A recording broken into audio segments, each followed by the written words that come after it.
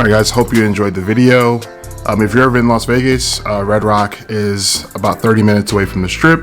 If you're interested in checking that out, I definitely recommend it for sure.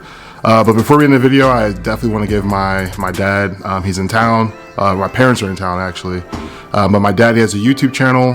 It's mainly focused around drones, and I'll definitely put a link to his YouTube channel in the description.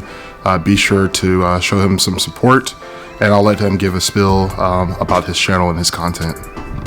Hello, Mike Man here. Just want to say thanks to my son for allowing me to come out here and get some great video footage using the drone and his Civic Type R. So if you like that type of footage, check out my channel. Mike Man is about drones and travel, and I'm always here with my beautiful wife, Janice. Thank you.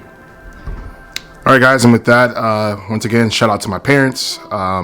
Thank you for the footage, and with that being said, guys, I'm out. You used to go up on Mulholland Drive and park every night and visualize seeing yourself as...